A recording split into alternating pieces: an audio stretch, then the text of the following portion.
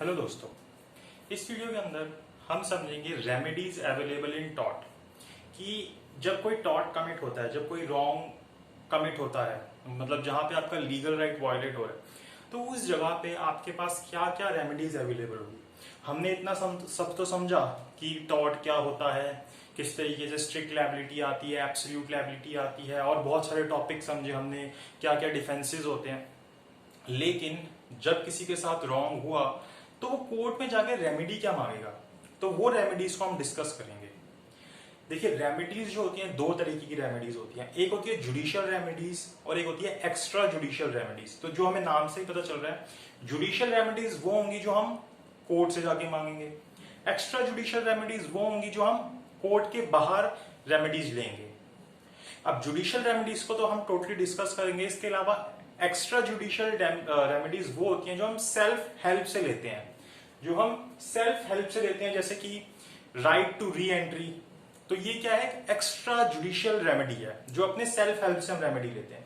तो टॉर्ट के अंदर दो तरीके की रेमेडीज आती हैं, जुडिशियल रेमेडीज और एक एक्स्ट्रा जुडिशियल रेमेडीज।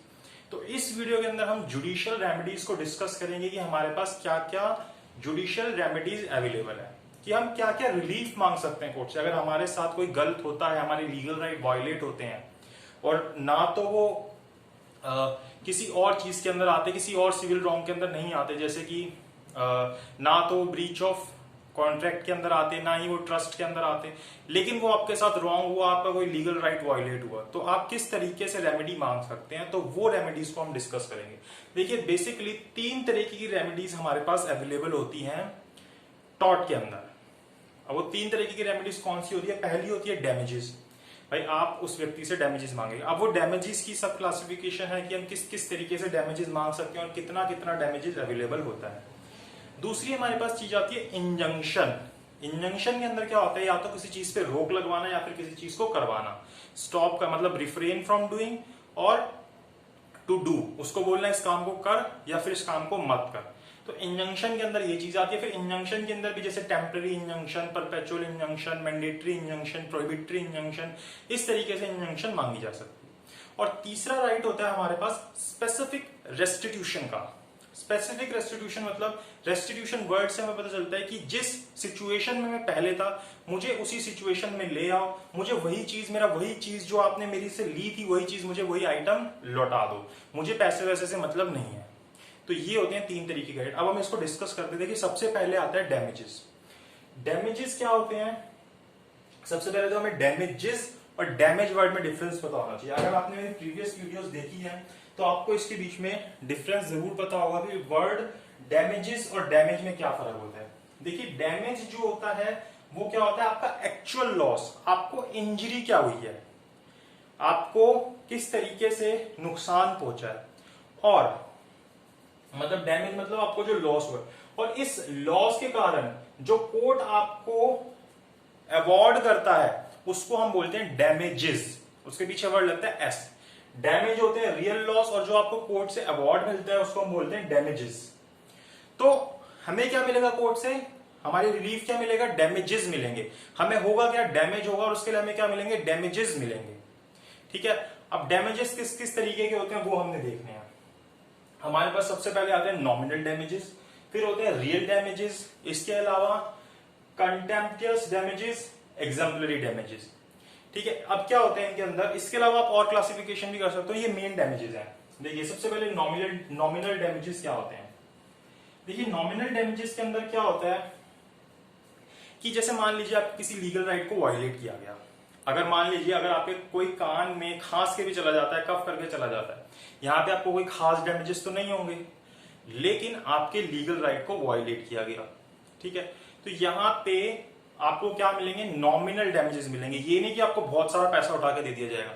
हो सकता है आपको उसके बदले 1 रुपया दे दिया जाए या फिर 2 रुपये दे दिया जाए। मतलब एक एग्जाम्पल सेट किया जाता है कि आपने किसी का लीगल राइट वायलेट किया है, तो आपको यहाँ पे डैमेजेस देने पड़ेंगे, जो हम मैक्सिम पढ़ते हैं इंजूरिया साइन डैमनम, कि जहां पे आपके लीगल राइट वायलेट हुए लेकिन कोई डैमेजेस नहीं हुए, तो उसी मैक्सिम को फुलफिल करने के लिए नॉमिनल डैमेजेस दिए जाते हैं। मतलब कि आपको एज अ अवार्ड कुछ भी छोटा अमाउंट दे दिया जाएगा, चाहे आपको उसके अंदर कोई डैमेजेस नहीं हुए। सिर्फ इस चीज को दिखाने के लिए कि अगर आपने कोई लीगल राइट वायलेट किया है तो वहां पे आपको लॉ के अंदर लाइबल होना पड़ेगा और उस व्यक्ति को डैमेजेस पे करने पड़ेंगे। और वो डैमेजेस कैसे हैं? Nominal damages. तो क्या बोलते हैं, way of recognition legal right is violated, कि एक रिकॉग्निशन करने का तरीका है कि आपने लीगल राइट्स को वायलेट किया है। किसके? प्लेंटिफ के लीगल राइट्स को। जैसे हमारे पास केस आता है Constantine versus imperial London hotels. इसके अंदर एक 1994 का केस है। इसके अंदर वेस्ट इंडीज क्रिकेटर को होटल में जगह देने से मना कर दिया जाता है, फिर उसको किसी और होटल में जगह दिलाई जाती है, लेकिन यहाँ पे वो टॉर्ट का केस डाल देता है, डैमेजेस मांगता है, उसको नॉमिनल डैमेजेस अवार्ड होते हैं। क्यों? क्योंकि उसके लीगल राइट को वायलेट किया गया, उसको वहां पे जगह देने से मना किया गया, तो इसलिए उसने ये लीगल राइट और टॉर्ट के लिए कोर्ट में केस डाल दिया और उसको लीगल राइट्स उसके जो वायलेट हुए उसके लिए उसको डैमेजेस अवार्ड होते हैं और वो नॉमिनल डैमेजेस अवार्ड होते हैं। तो यहाँ पे हमारे पास ये केस आता है इंजूरियस इन डैमनम की मैक्सिम के ये फुलफिल करता है। फिर आते हैं हमारे पास रियल डैमेजेस। अब देखिए रियल डैमेजेस क्या होते हैं, इसके अंदर एक दो वर्ड्स को जरूर याद रखिएगा जब हम रियल डैमेजेस की बात कर रहे हैं। देखिए किसी व्यक्ति को लॉस होता है तो हम डैमेजेस पे करते हैं। अब वो लॉस कितना हुआ उसको असेस किया जाता है और अवॉर्ड किया जाता है।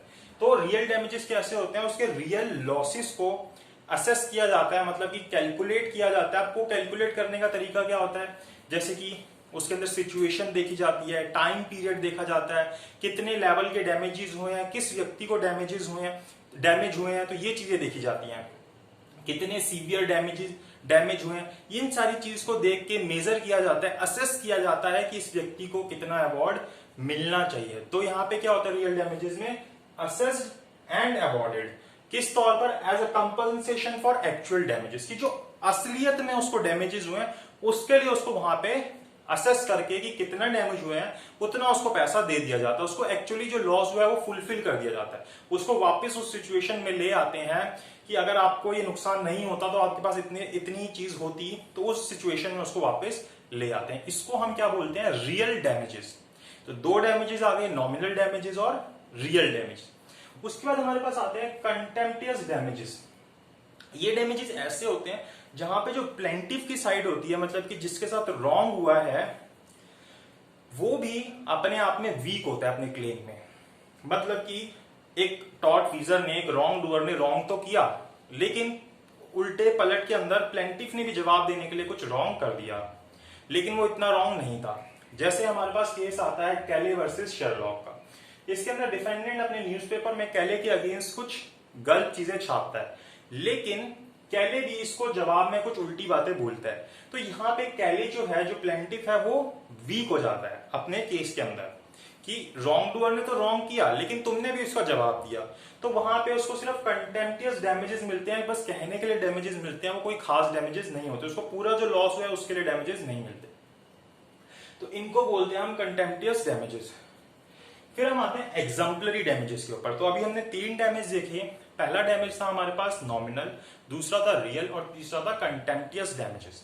अब हम आते हैं एग्जाम्पलरी डैमेजेस, जो कि हमें नाम से ही पता चल रहा है, जितने लॉस हुए उससे भी कहीं ज्यादा बढ़ के पूरी सोसाइटी को दिखाने के लिए डैमेजेस लगाए जाते हैं। लॉस चाहे 10 का हो चाहे 100 का हो, उसके ऊपर डैमेजेस लगा दिए 1000 रुपए के, 2000 रुपए के, या कुछ बड़ा अमाउंट डैमेजेस का लगा दिया। अब ये क्यों लगाया जाता है कि भाई ऐसे टॉट होते हैं जहां पे सोसाइटी के लिए या फिर सिमिलर माइंडेड पीपल के लिए एक एग्जाम्पल सेट किया जाता है कि अगर आप गलत करोगे तो आपको वो गलत नहीं करना, वरना आपको भी इस तरीके से डैमेजेस पे करने पड़ सकते हैं। तो उनके लिए एक एग्जाम्पल सेट किया जाता है एग्जाम्पलरी डैमेजेस के थ्रू। तो example for similar minded person, की जो उस तरीके के पीपल है उनके लिए एग्जाम्पल सेट किया जाता है। अब हमारे पास यहाँ पे एक केस है रुकीज वर्सेस बेरनेट, जिसके अंदर कोर्ट ने बोला कि ये बेसिकली 3 जगहों पे अवॉर्ड किया जाता है जो एग्जाम्पलरी डैमेजेस होते हैं। सबसे पहले सर्वेंट्स ऑफ गवर्नमेंट, कि भाई कोई जो गवर्नमेंट के सर्वेंट होते हैं वो आपके कोई अनकॉन्स्टिट्यूशनल काम करते हैं आपके ऊपर, या आर्बिट्ररी काम करते हैं कोई, तो वहां पे आप एग्जाम्पलरी डैमेजेस मांग सकते हैं, लेकिन ये किसी प्राइवेट इंडिविजुअल, प्राइवेट ऑर्गेनाइजेशन के अगेंस्ट नहीं मांगे जाते। जैसे मैं केस का नाम नहीं बताऊंगा, मैंने आज ही एक केस पढ़ा था जिसके अंदर एक एडवोकेट ने पुलिस ऑफिशियल के ऊपर केस किया और कंपनसेशन मांगा 10 लाख रुपीस का और रीजन क्या था, क्योंकि जो आप गाइडलाइंस जब गवर्नमेंट की पढ़ोगे तो उसके अंदर ये लिखा हुआ है कि जो एक कार के अंदर अगर एक व्यक्ति जा रहा है तो उसको मास्क पहनने की जरूरत नहीं है, लेकिन वो पुलिस ऑफिशियल उसका चालान काट देता है, जबकि वो सिंगल पर्सन एक कार के अंदर जा रहा था बिना मास्क के पहने। और अगर आप गाइडलाइंस देखोगे तो वहां पे ऐसा कुछ नहीं है कि आप बिना मास्क के अगर सिंगल पर्सन हो तो नहीं जा सकते। तो वहां पे वो इसी चीज को यूज करता है, जहां पे सर्वेंट ऑफ गवर्नमेंट कोई अपनी आर्बिट्रेरी चीज यूज करके आपको आपके लीगल राइट को डैमेज करते हैं, लीगल राइट को वायलेट करते हैं, तो उस जगह पे आप एग्जम्पलरी डैमेजेस मांग सकते हो। तो पहली चीज ये बोली गई, इस केस के अंदर बोली गई थी कि आप इन इन जगहों पे मांग सकते हो।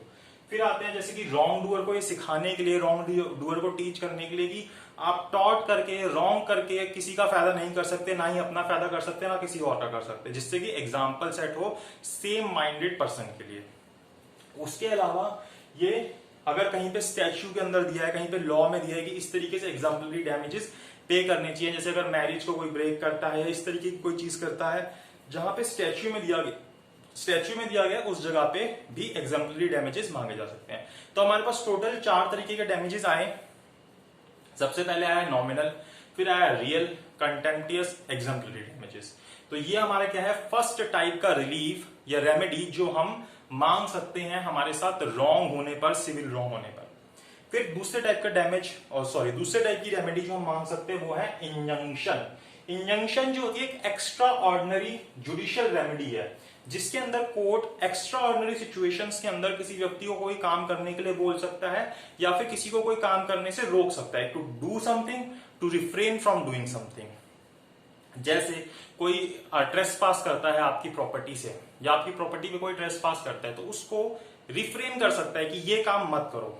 या फिर कोई किसी काम को नहीं कर रहा, मतलब किसी ने वॉल बना दी जिस कारण से आपकी प्रॉपर्टी के ऊपर लाइट नहीं आ रही, तो उसको वो रिफ्रेन कर सकता, उसको ये बोल सकता है कि आप इस काम को करो कि ये जो दीवार है इसको गिरा दो। तो इस तरीके से इंजंक्शन मांगी जा सकती है। अब इंजंक्शन जो है वो हमारे पास 3 तरीके की है, temporary injunction, prohibitory injunction, mandatory injunction. Temporary injunction क्या होती है कि भाई कोई गलत हो रहा है, कोई रॉन्ग हो रहा है कॉन्टिन्यूस के अंदर, और आपने सू करा, उसको सूट डाला कोर्ट के अंदर, और अभी आपका केस चल रहा है, तो अभी उसको और डैमेजेस ना हो प्लेंटिफ को, तो वो उस चीज को रुकवाने के लिए या उस चीज को करवाने के लिए कि भाई उसको और डैमेजेस ना हो, टेम्परेरी इंजंक्शन मांग लेता है। वहीं प्रोहिबिटरी इंजंक्शन या मैंडेटरी इंजंक्शन फाइनल अवार्ड होता है, जिसके अंदर प्रोहिबिटरी इंजंक्शन के अंदर उस व्यक्ति को किसी चीज से करने के लिए रोका जाता है, जैसे कि मैंने ट्रेसपास का एग्जांपल दिया कि मेरी प्रॉपर्टी से ट्रेसपास मत कर। और मैंडेटरी इंजंक्शन क्या होता है, उसके अंदर उसको बोला जाता है कि इस काम को कर जो कि तेरी ड्यूटी है करना, जैसे कि तूने गलत दीवार बना दी तो इस दीवार को गिरा, इससे इसकी जो अपनी प्रॉपर्टी को एंजॉय करने का राइट है वो उसको नहीं मिल रहा।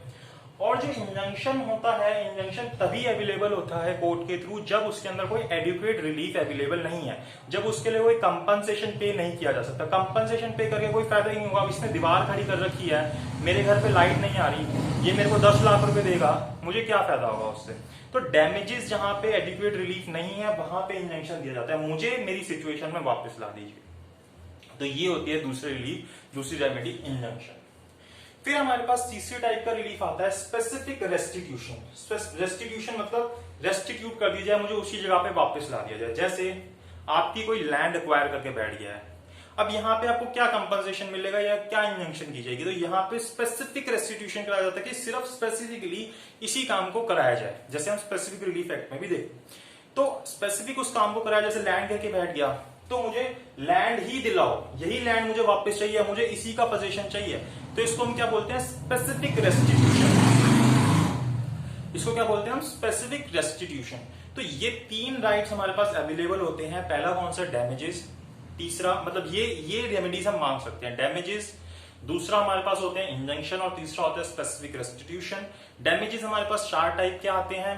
इसके अलावा आप और क्लासिफिकेशन कर सकते हो, और भी तरीके के डैमेजेस अवेलेबल होते हैं, लेकिन इतने इंपॉर्टेंट नहीं है। Real, nominal, contemptuous, exemplary. फिर इंजंक्शन के ऊपर आए तो टेम्पररी इंजंक्शन, परपेचुअल इंजंक्शन भी अवेलेबल होती है हमारे पास। उसके अलावा मैंडेटरी इंजंक्शन, प्रोहिबिटरी इंजंक्शन। फिर हम आए तो तीसरा जो रेमेडी अवेलेबल है वो है स्पेसिफिक रेस्टिट्यूशन। तो ये 3 रेमेडीज बेसिकली अवेलेबल है जो कि हमारे पास जुडिशियल रेमेडीज हैं टॉर्ट के अंदर। अगर हमारे साथ गलत होता है तो हम कोर्ट से जाके ये रेमेडीज मांग सकते हैं और कोर्ट हमें ये अवॉर्ड कर सकता है। तो इसके अंदर हमने इतना सीखा। अब हम आगे जो है न्यूसेंस और जो स्पेसिफिक टॉपिक्स हैं न्यूसेंस हो गया, नेग्लिजेंस हो गया, मतलब इन सब चीजों को, डिफेमेशन को टॉपिक वाइज डिस्कस करेंगे। इससे पहले जितनी चीजें हैं जैसे इंट्रोडक्शन हो गया, malice in law, malice in facts, और क्या क्या राइट्स होते हैं, क्या डिफेंसेस होते हैं, क्या रेमेडीज, जैसे इसमें हमने सीख ली।